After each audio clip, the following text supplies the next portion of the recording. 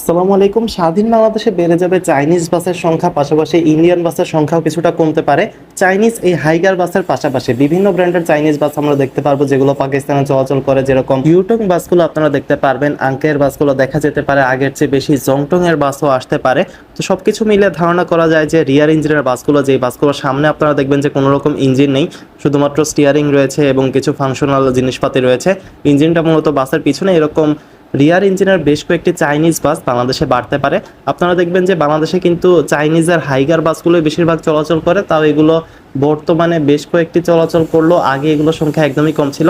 এই বাসগুলো না আসার অন্যতম কারণ হচ্ছে এই বাসগুলো ফুললি ক্যাশে নিতে হয়, আর ফুললি ক্যাশে নেওয়া এগুলো ছোটোখাটো যে কোনো বাস কোম্পানির পক্ষে আসলে খুব কঠিন একটি ব্যাপার, কারণ একবারে 1,10,00,000 কিংবা 1,20,00,000 দিয়ে বাস কেনার ক্যাপাবিলিটি খুব কম কোম্পানির রয়েছে। তবে আশোক লেল্যান্ড বা অন্যান্য যে ইন্ডিয়ান বাসগুলো রয়েছে সেগুলো কিস্তির মাধ্যমে কেনা যায়, যার মাধ্যমে মাত্র 30-35 লাখ